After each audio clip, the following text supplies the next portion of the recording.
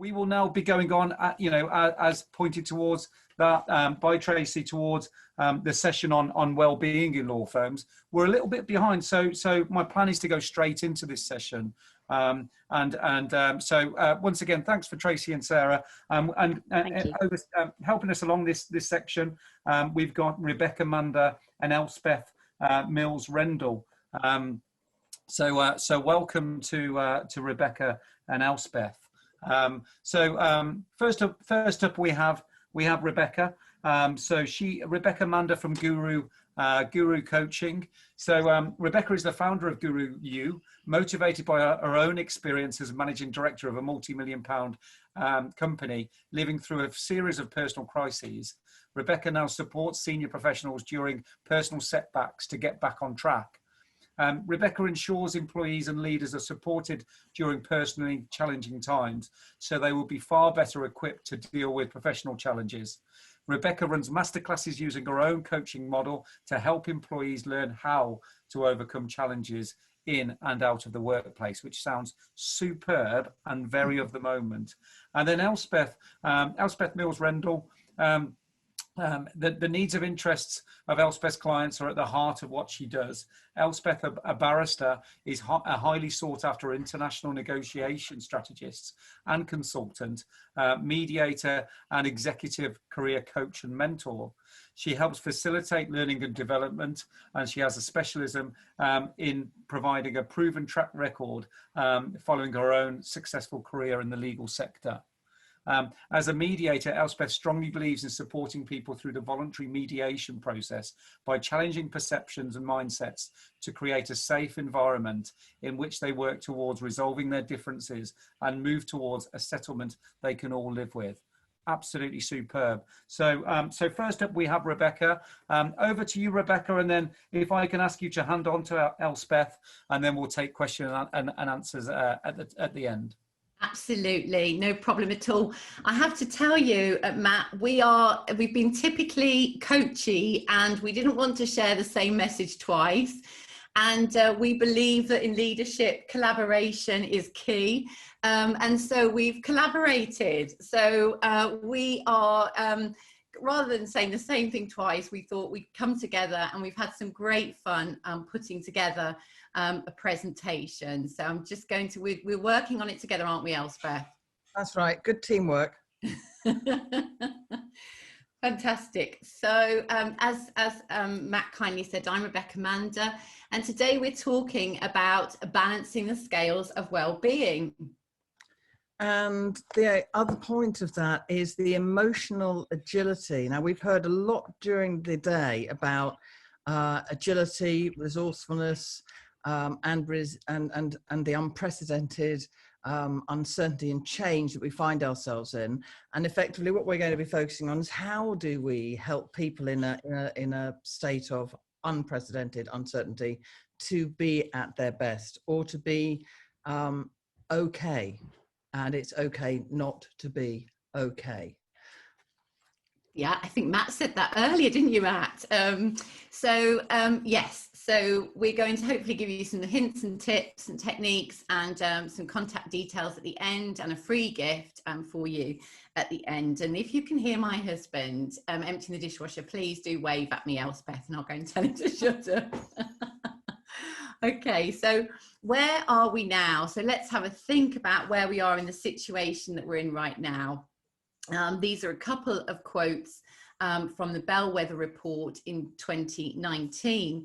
And when we were doing research, Elspeth and I found it was quite challenging to find current research. I know that Law Care are doing a fantastic survey, questionnaire, that they're doing some research now. But I did contact them, and they said that the results certainly weren't ready. It was a quite in-depth research into the mental well-being of our sector. So just some thoughts, and we're going to think about where we are now and where we need to get to as Elspeth and I go through this. The good news is that 79% of you are happy and love your job, which is fantastic. But stress that work life and stress is a recurring issue across different reports within the sector. And an extremely high percent say that work is affecting their personal and home life. And as Matt said, I work looking to help leaders during setback. And I really recognize through my own experience that when your personal life is affected, then your performance will be too. So it's so important to look after our personal well-being. The thing that stops us from doing that is time. You know, working 17-hour days at the weekend can often mean that we don't get time for that. And we'll look at that later. And half of the people we asked were not positive, or sorry, Mosaic Mood Index report spoke to were not positive about the future and felt that well-being was an issue for the legal industry. And now, of course, this isn't news to you all. You're here, you know it, you've been immersed in it, you grew up knowing that if you went into the legal sector, then this would be one of the challenges. But what we're doing really is not enough. And the research that we did was from before, we've looked at is before COVID, but now it's getting quite challenging. And, you know, 75% of chambers had their court work reduced by half. We've got excessive backlog of outstanding court cases. And yes, I'm hearing that organizations are saying, join us for a mindfulness lunch hour. We're interested in your well-being. And by the way, we're increasing your targets. So it's about, you know, a holistic approach to supporting well-being that's needed here. And workplaces for years have been seeing the return on investment in supporting teams. Deloitte have found that for every £1 spent supporting mental health, £5 is gained for the organisation.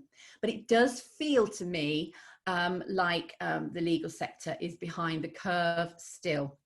We've got increased presenteeism, where we're seeing that people are at their desk, but they're not really focused because so much is going on around them. And leavism, a term that describes people who should be on leave but can't be because of the amount of work they've got going on. And we can't take that break that we are so used to. That weekend away in the Lake District is not going to happen. That trip to the gym for an hour of me time is not easy to have. So we're seeing an increased pressure on an already stretched profession. We've got increased bereavement, vicarious trauma, more personal challenges, and an isolation that was referred to in the last talk, with reduced supervision for new members of teams coming in, whether they're new to the profession or new to the organisation. It's a really challenging time. Some people would absolutely love to be isolated because they're surrounded by people they're homeschooling. And as Matt talked about the tech earlier on this morning, we've got better technology, which is wonderful, but that means that we're working from home, but we're also living at work because our screens are constantly available to us. And so, you know, it might seem that actually we're really reaching a crisis point, which is what Elspeth's going to be talking about in a moment. And yet, decision makers are twice as likely to feel that their firm is doing enough. Elspeth, you're going to tell us a little bit more about the current environment. And I think this slide about decision makers is very true, because if you're the ones behind a decision, you're going to back it, aren't you? Cynics of the world unite. So how many of you have heard the term VUCA? It stands for volatile, uncertain, complex, and ambiguous, and it came out of the Cold War.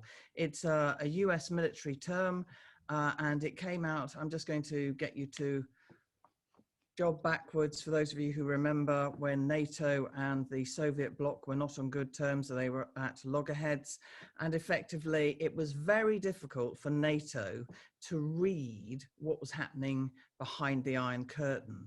It was uncertain, uncharted waters, complex political, financial landscape. Does this resonate with anybody about today's world? I think it does. And having heard presenters earlier, I think everybody will see a common theme.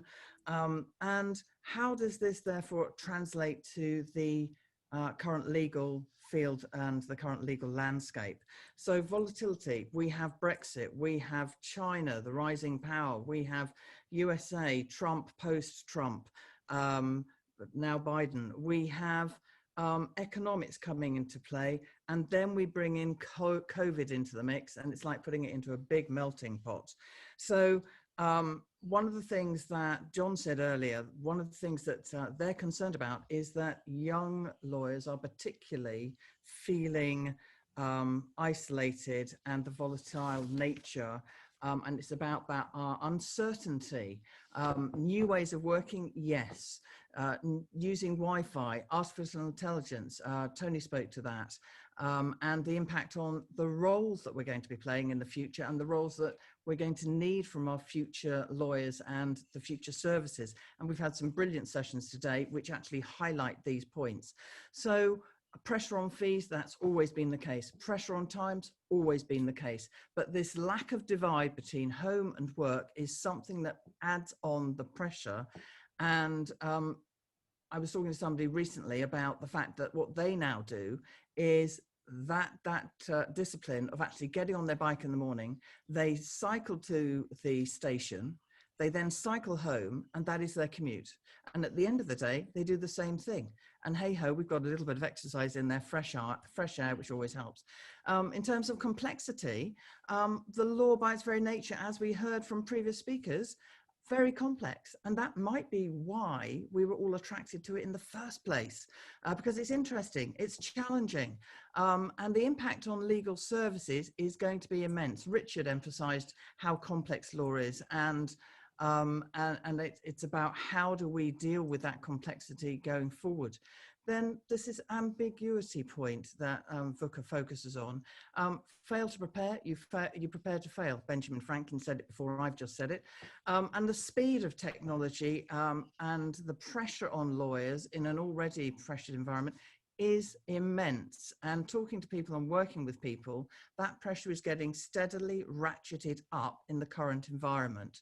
And it raises the potential for misunderstanding and that lack of potential because of speed, because of different ways of working, because some clients will prefer different solutions to others, that failure to have that real consultation with clients so there is clarity about what the output looks like is another pressure. And that's something that Tony emphasized earlier. So where does that leave us? The American Bar Association says we are at the point where we are now VUCA on steroids. COVID has really turbocharged everything, as we've heard, and we're going to need every agility, every ounce of resourcefulness in this time to be able to cope with it and to be able to continue to provide the service at the level we need to, while still, as has already been said today, without the people, we are nothing as a law firm. We cannot provide our service. So where does that leave us in terms of those scales, Rebecca? Well, I just wonder if a partner I was speaking to the other day said, do you know what, I think we need to tip the scales in the employee's favour right now, because it is such a challenging time. And we're so traditional in this sector. It's, you know, there's been for so long a culture of applauding the extremes, of saying publicly, oh, it was so amazing that Elspeth worked those 17 hours at the weekend. Helping people to understand that actually if they do that, then they're going to be the role model. And, you know, talking about having to sleep under your desk, and which we don't need to do now because we just need to pop up to the bedroom, which is just next door to the desk maybe. And we have got, as I mentioned earlier, that sort of tick box attitude to mental health. Oh, I've got the mental health first aid sorted. I've got 3 mental health first aiders, so tick, we've done that. And, you know, there's a lot we can be doing. And thankfully, there is a change on the horizon, and it's about the future mind of the law. And I think this is really great news for us. And there are people at the top of organisations that will say, say to me, Rebecca, the last thing we need is a coach, because we've got it all sorted and I just don't want any support. Of course, there are going to be people out there that don't recognize the value of getting support, because they are so steeped in that traditional way of just getting on with it. We're paid to do the job and you just got to keep going. But the future face of the law does not feel the same way. Organisations, universities and colleges in the sector are really concerned, getting more so, about the mental health of their students, and networks are forming to support each other. There's a generational change. My daughter is 12 and she was on a call the other day with her teachers having the homeschooling, and this little boy said, oh my goodness, I can't find my pages. I don't know where I am. This is really stressing me out. So if a 12-year-old can be open about their mental health, then that is the culture that we're in right now. It is very okay, and it's actually looked up to if you can say, I'm not okay. And John was talking about that, John Stevens from DWF, about that beautiful, honest, open communication to say, do you know what? I am struggling. This has been a tough few weeks, because that is the example that hopefully our leaders are setting right now. And the young are wanting a balance. So if you're wanting to recruit, attract and retain excellent teams, then they are looking for a progressive approach in people development. They're looking for that sustainable, globally aware company, organisation that are going to allow them to have that well-being balance that they are used to, that people around them in other workplaces are getting. And also for these people coming through, and for a lot of people now, and Elspeth's going to share that with us, there's going to be, there's really an understanding that coaching and mentoring is no longer a luxury item. It's something that people who want to do well will open up to. And Elspeth, you've got some more figures for us on the junior lawyers division survey, is that right? That's right. So given what John was saying earlier, if we look at these figures, these were obviously done pre-COVID. 93% of junior lawyers feel stressed. Are we surprised by that? No. 77% felt their companies could do more. So they feel their companies could do more, and yet those who've made those decisions think their companies are doing well or doing enough. And then this figure of 6% felt suicidal at times. Those are the ones who actually filled out the survey. So there are 1,800 respondents to that survey. If you were, to me, this represents the tip of the iceberg. If you were to do this survey now, I wonder what those figures would be, and what we need to do, and what can we do to support the emotional agility of those young people, particularly those who are feeling isolated, so that those who are working in this constant state of VUCA at the moment, how do we make sure that that percentage of being stressed, of feeling their companies could do more, and suicidal at times actually is redressed? So as Rebecca says, those balance and scales need to be redressed here. How do we do that? Now, I am a facilitator. I believe in L&D and training. It's great. It raises awareness, enables people to practice skills in a safe environment. In terms of well-being and resilience, yes, there are great things and initiatives, and Rebecca's already mentioned mental health first aiders. IAC training is another where you're trained to identify those who need the support at the point where it is most needed and most useful, so that can be a timely intervention within an organization. But if you look at this quotation, research suggests that a customized and nuanced support for a lawyer is 3 times more effective than a typical training program. So if we believe that, then we believe in our people, then resilience, or at least getting people to be resourceful and to be able to empower them, is about a change, an intervention that is not one size fits all, that is individually tailored and bespoke. And it's one that will help change outlooks, mindsets, behaviors, and therefore impacts the output that somebody's going to contribute to the bottom line. So it links with the soft skills that people talk about.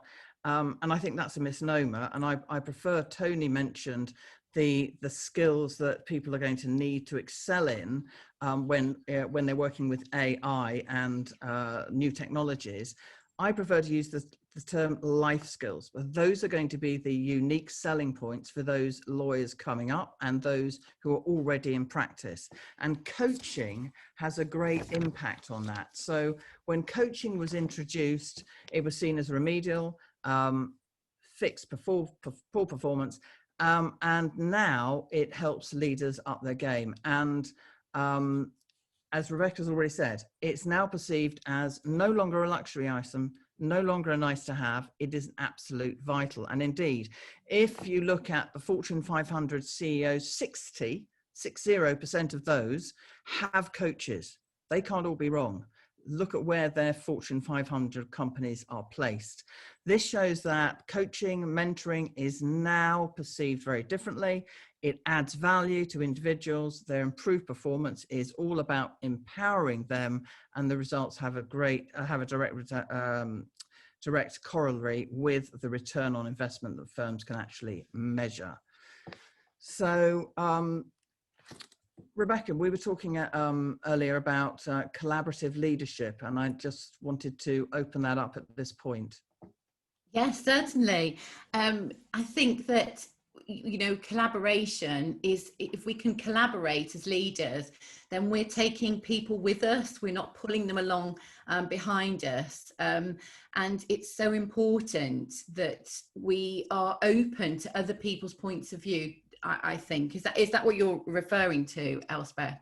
Yeah, and also the when we were discussing things, we were talking about how you might introduce a mentoring or coaching program. So quite often it is seen at the senior level, but it's also, if we're looking at the future, it's also at those who are less experienced coming up the ranks, and programs should not just be at one level, they should be up and down. So absolutely, peer yes. mentoring, peer coaching, as well as the hierarchical traditional structures that we see in law firms.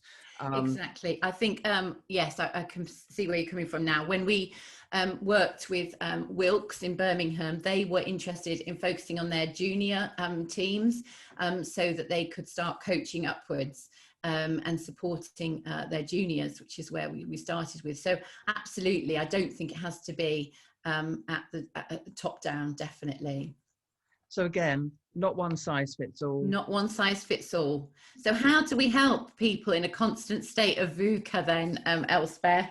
So people are at the forefront.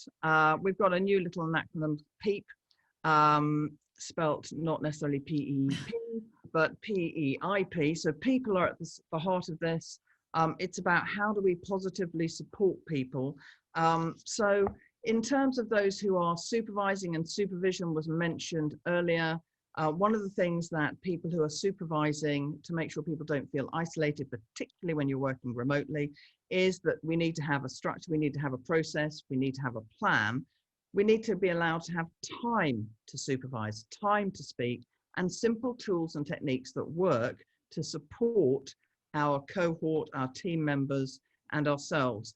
And interventions need to be timely. So one of the things that I've always found really helpful in terms of well-being and assessing where someone is. So John Stevens mentioned about this point about being honest and open and asking an honest question.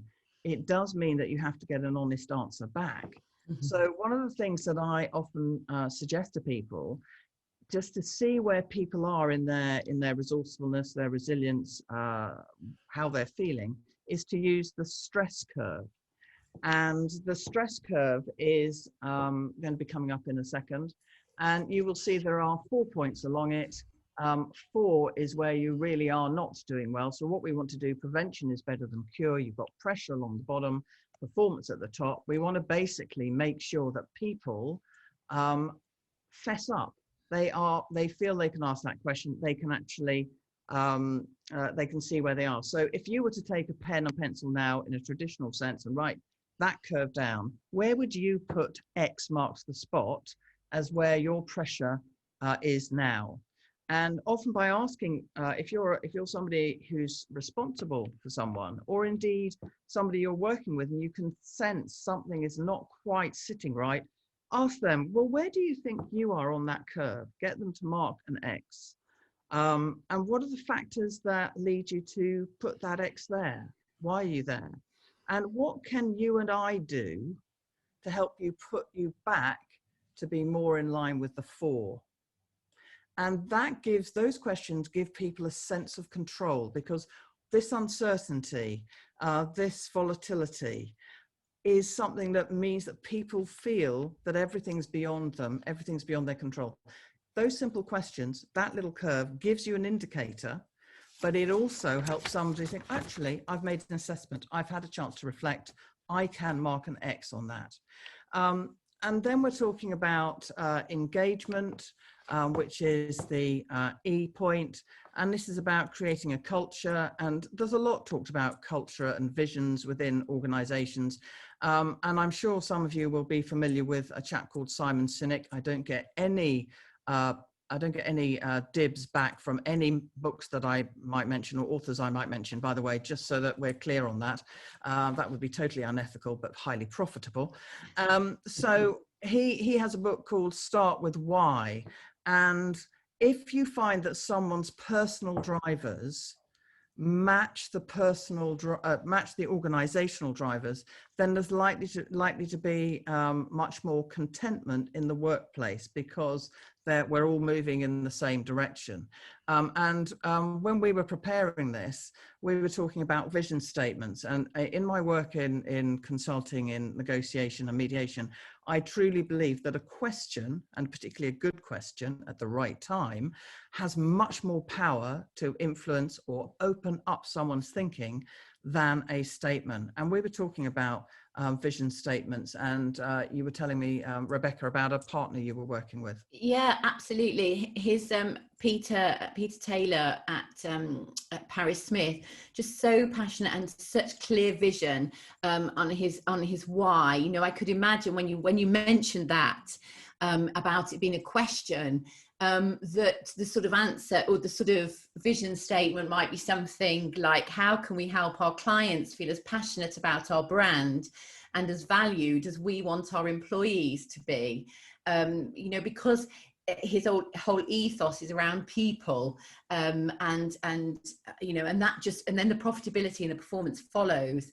So yeah, I think the why, and searching for your why. And if people say, quite often they say, if I say, what's your why? They'll say, well, it's my kids, it's my family. Well, my answer to that is, and how does that affect your clients? Do your clients care about your family? And sadly, I'm sure they do on the surface, but they're never going to care about your business the way you can. And so I think having that why and that true reason that you come back to every time really does help. And I think it's also really important to ask people, you know, rather than assume. You know, I'm working with Shoesmiths, and they've just, in the commercial team, just an amazing survey that I've helped them with to find out what is engaging people. Are they feeling engaged in this challenging time compared to this time 2 years ago, for example? What more can they do to engage? So you know, there are organizations out there really trying to deeply understand rather than assume. They're really trying to understand and get down to the brass tacks of what's making people tick and what's making people ticked off. Yeah, absolutely. And there's been a lot talked about innovation this morning and this afternoon. So just going to touch on the innovation point, because there were some excellent presentations on what law firms are going to look like, and the innovation needed because we are VUCA on steroids. In terms of coaching and mentoring and the individuals that we work with, one of the things that we try to do to support people is use another model, which is called the drama triangle. And effectively, some of you may be familiar with this, but in terms of people who are supporting people, who are managing people, quite often we jump into being rescuer very quickly because we don't like the loss of control and we want to basically help. We want to make it right for somebody. We want to fix it. And effectively, it's about choice and effectively standing back. So if we're looking at coaching as an interaction that can really help with people's well-being and they're giving themselves permission to not just survive, but to thrive, there is a coaching model which changes those roles from rescuer, persecutor, victim to coach, catalyst, and activator. So a coach and or a mentor, depending on what intervention is most appropriate, will effectively help with great questions, help somebody think beyond the box, become more innovative about their own solutions. I quite often liken the role of a coach is not to fix, not to come up with the solutions. It is about being, if you think about it in midwifery, it's a bit like being a midwife. You know, I can help you through the pain of childbirth, but you have to give birth to the baby or the innovative idea. And for some of you, that will be a horrible visual now. So, but in terms of gaining your own insights and firms now really believing that time invested on this sort of intervention is time well spent, it is really gratifying, and they can see it on the bottom line. So how about a new VUCA? Oh, sorry. It's quite all right, technical hitch. So we have value add, U, C for communication, and A for acknowledgement. So let's start with value add. And Tony mentioned the fact that the skills that are going to make a difference, despite all the technology that's going to help give us more hours, because technology can take the humdrum out of certain tasks. It is the people that will make the difference. He said that it's encouraging the empathy, encouraging support, being able in a negotiation or a mediation to read a room. And forgive me, Tony, if I'm paraphrasing your words incorrectly. This is the impression I got. And knowing how to push and pull. Those are things that AI technology can't do yet. So luckily, they're things that are, they're life skills that can be taught. And I think that is where the in return on investment comes, and that's what people are looking for. When they are looking for firms, they're looking for that support, they're looking for that career progression, they're looking for those interventions that will help them make the difference to their clients and give them unique selling points. And that's all about life skilling. Is there anything you wanted to add, Rebecca, on this point? No, absolutely not. I think that you've got that perfectly. I completely agree. It's important to add value. No, you carry on. Great stuff. And then it's all about you. Forgive us for using the you rather than the why. But in terms of resilience, resourcefulness, being at your best, it's not a binary, as John said earlier. It is a spectrum. One of the things that we find is, for example, a technique that I use is called the 5-minute coach. It is not 5 minutes, but it allows somebody to get deeply into their own stuff within 5 minutes. And so some of the interventions that we've been working on is those short, timely interventions. So an hour, you may have a couple of those when somebody find themselves, hopefully not at the 4, but at the 3, ideally at the 2, so that you prevent them coming on that stress curve in the wrong direction. But what then happens is they build their resilience, and you talk about them having their own metaphor for being in the right space and the right mindset. Now that can be part of a small intervention, or it can be part of, and I know Rebecca, you work with a lot of leadership programs, as I do. It can be part of a longer leadership program. So I was working with a partner in a Sussex firm. In fact, it's a firm with a Sussex base, a London firm with a Sussex base. And effectively, we did a 5-minute coach within a longer program, and that helped him just turn his mindset. He said to me, it was like turning a switch. So sometimes the intervention can be short, and it's just baby steps. It's that phrase of Neil Armstrong, which I'm not going to misquote now: one small step for man, one giant leap for mankind. Forgive me for paraphrasing that incorrectly, Neil Armstrong. So when we're looking at the scales of well-being, I know there's a couple of points that you wanted to add here, Rebecca. Yeah, I think we can often, a lot of my clients can be guilty. We saw that in the stats, didn't we? That it's time. I can't take time out for myself. I think it was 84% say I can't take time out for myself because to look after myself. But I think we need to reframe that and we need to look after ourselves. And if we think about it, looking after ourselves as being a selfish thing or I've got to get my work done, then it won't happen. And what happens is when we're stressed with work, we're going to cancel the run. We're going to cancel going to go for a coffee with a friend. Those are the first things to go. So what happens is that does lead to burnout. So if we reframe looking after ourselves a bit like filling up our oxygen tank in a better way to serve others, then it does shift the balance a bit. A pilot never says to their passengers, in the event of an accident, please fit everyone else's oxygen mask first and then do your own, because we know that you need your own oxygen so that you can then go and help other people. So it is all about you.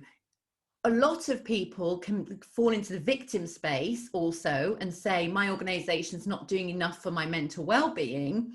Well, it's about you. No one is going to look after you the way you can look after yourself. So if you're not getting it from your organization, it's about trying to get it yourself by looking after yourself, filling up your oxygen mask, but also going and saying, I'm struggling, like that 12-year-old we were talking about earlier. This is stressing me out and I need some support. The onus is on us. We need to be the victor in our own mental health rather than the victim. Yeah. And then the C, communication, connection, collaboration. Just moving to the connection point, because that was something that John resonated with what John said earlier. It's about taking time out and having that conversation. So, a 5-minute check-in, the questions you ask are really key in that 5 minutes. So, how are you? How are you really? How really are you? And what are you worried about? What's going well? So you've got the bit of worry, but on the scales point, you've got the benefit. So what's going well? And then what do you need to help you? What do you need to help you with the things you're worried about? That gives somebody a sense of control and power, and it gives them permission to ask that question. So that check-in point is really important. And that's taken me 2 minutes to say, but it'll probably take 5 minutes because they're going to answer something, hopefully.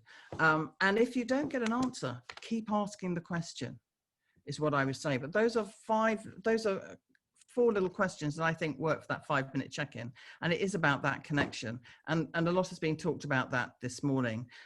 Rebecca, I know you wanted to say a couple of points in terms of this communication connection. Yeah, I think what you're saying is so true. It takes such a short time and yet it's free.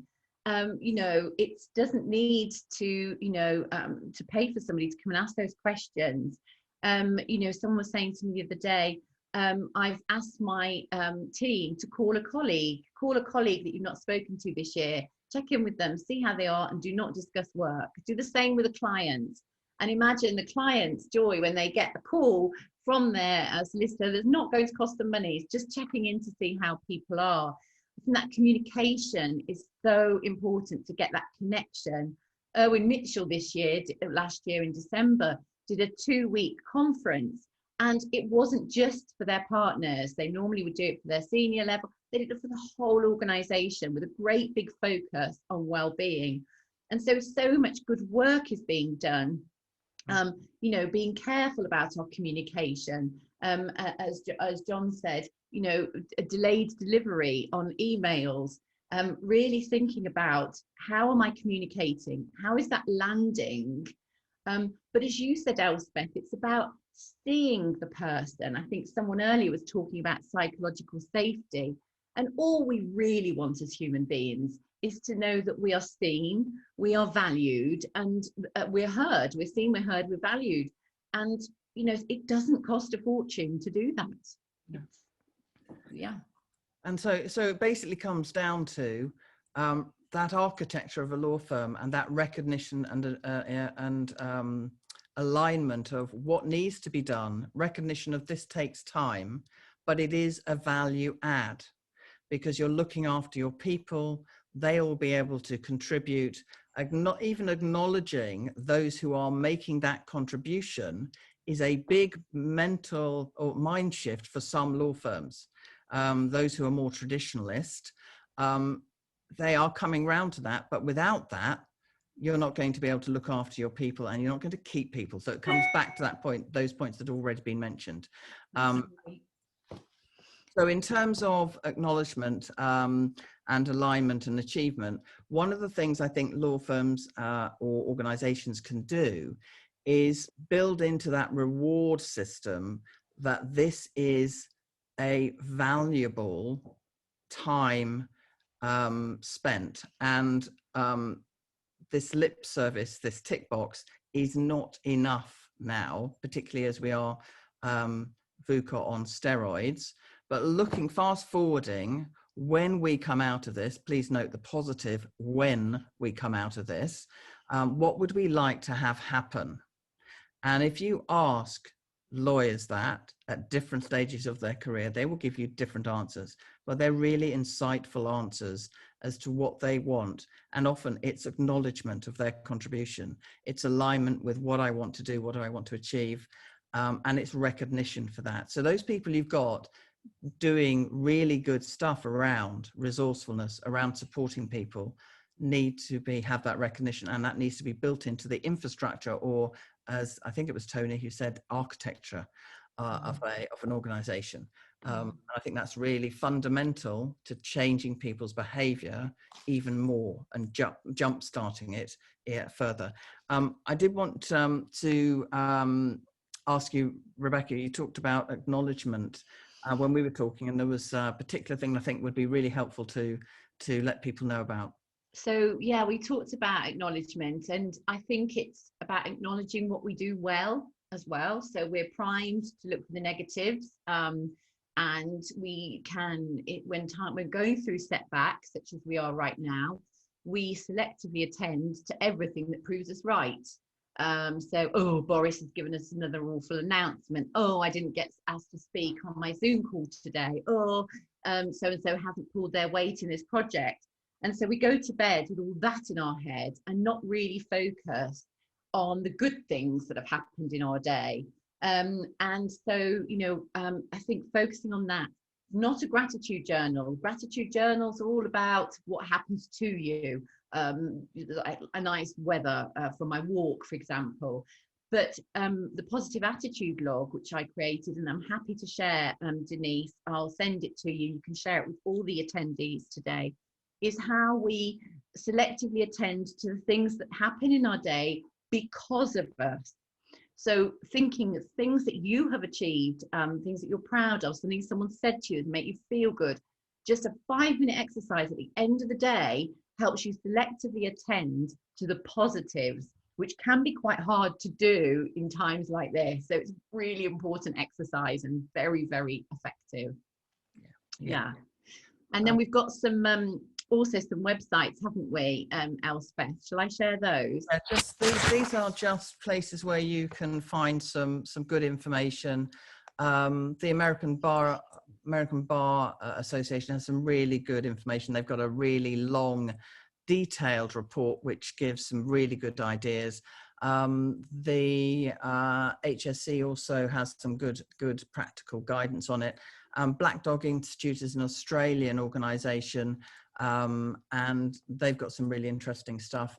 And so I'm just pointing out a couple of those that you might be aware of. Yeah, and Law Care, of course, and Mind. So take a photograph and please feel free to use these. And then, of course, we've got a couple more websites that we need to share, don't we, Elspeth? Not. You're in charge of the click, so. So this is, you know, where you can find us for more information, and any questions that you've got from today's session, we'd love to hear from you. I do see there's a question which says, should law firms give permission and signal by giving team leaders check-in time codes and targets for well-being, or at least helping people or support people in their well-being? I personally believe, yes, that would be a good thing. How that is orchestrated is another question, and probably far too long to answer at this point. But I'm happy, Megan, to, and sure Rebecca is too, to continue the conversation offline. That's the only one I can see at the moment. Yeah, Matt, have you got any questions for us? Thank you, Megan. I've got some questions. Yeah, I was going to start by saying what a pairing in terms of what a double act, coming together and collaborating. And I tried to give I was going to give an example of my favourite pairings, but I originally going to say Marmite and peanut butter, but I realised that's not to everybody's taste, so that's probably not the right thing to say. But I'll move past that, I think. So, so the thing that I really had an impact for me is 77% of 70% of employees, of law firm employees, feel companies can do more, which is that's a huge number. Now, myself as the owner and a manager of an organisation, we've got 70 employees ourselves, and I struggle. I've got the will and the energy to kind of support the team more, but I'm really struggling at the moment in terms of engaging with them in a way that actually will help them. Bearing in mind, you know, we can't communicate, we can't get together, we can't, you know, create. So any suggestions on activities we can do here and now, or ways that we can bring people together, we can support people, but also we're tipping our hat the fact that people just don't want endless Zoom calls. Absolutely, I'll answer that. Yeah, so I think Bernadette this morning from Moneypenny talked about going on a walk and talk. Yeah. I loved that. You know, of course, Elspeth and I have got solutions for building connection, and I think that is so important. But there is a lot we can be doing that doesn't involve. I think we can almost be accused of overdoing it, as we were saying earlier. Matt, we were talking about, you know, here's a mindfulness session and people are zoomed out, as you say. And so Elspeth was talking earlier about that nuanced approach. It's about recognizing that one size doesn't fit all. You might have people in your organization that don't want another Zoom call. They don't want you to check in with them. But equally, you've got other people that really could do with going on a program such as the Bounce Forward program that we offer to help them get through this challenging time, that they can do to build that connection with each other on a deeper level than you would otherwise get on a Zoom call. So I think it is taking that approach and, you know, using those. I mean, a survey, for example, on Typeform is free. It's you know, a phone call from your leader, from your boss, to say, how are you doing, as Elspeth said. That just means the world to people, because you're seeing them and seeing that it's a challenge. Yeah, Stephanie Perroton's on board with that, the walk and talk, believing that we should challenge everyone to go on a walk and talk in the next month. I'm definitely going to try and put that in place. Is well-being, so you've touched upon this during your session, but is well-being limited to organisations with huge budgets? And I ask that because there's a lot of nervousness out there in terms of, you know, the economy. So the willingness to kind of spend huge amounts sometimes isn't there. So do we need a big budget? Elspeth, do you want to take this one? I think it's a misnomer to think that you have to have a big budget. A couple of things that have already been spoken about don't cost anything. So checking in with people, making sure, giving them, and earlier that there were goals like what is it, 5K, from couch potato to 5K. I'm giving people targets, but sometimes giving people targets is actually the wrong thing to do, because actually it stresses them out and then it becomes competitive. So, but you can check in. I've had a number of people who've called me on, the walk and talk is a really good way. If you have a number of people in your organization, block out some time, specific time. If it's a 5-minute check-in, you put in X number of, within your 25-minute walk or your half-hour walk, whatever it is, you schedule your 5-minute talk and you go, right, okay, great. And if there is an issue, I'll come back to you. I'd like you to reflect on X, Y, Z, give them something to reflect on. And then you have your other check-in calls, but you go back to the person who you can see is not in the right space in that stress curve, or who needs some help. And I think that for me is one thing. It doesn't take much to show people that you care by sending them, if they've done something really well, send them a box of chocolates or some flowers, although flowers at the moment seem to be linked with people who have died, so perhaps that might not be so. It's about having that open door policy. I will be there for you, and letting them know that that is genuine. So it comes from the authenticity and honest point, because people say, oh yeah, I've got an open door policy, and then it's slammed in their face. Now, if people are working remotely, quite often people have to, if they're doing a Zoom, you often have to schedule one, but people can FaceTime anytime. Send me a text. If you need me, send me a text. If I'm available, I'll respond. If I'm not, I'll respond as soon as I can. And then following it through, doing what you said you were going to do. If someone's in distress, as Rebecca said, people will look for what people do as a justification for what they're continuing to do or what they're going to do differently. So if you don't follow up when you say you are, then that trust level goes, and it's very difficult to get that trust level up when someone is in a state of distress. Superb. Thank you so much for that. Brilliant. Lots of content, lots of insight. So thanks, Elspeth, and thanks, Rebecca. We'll draw that to a close now.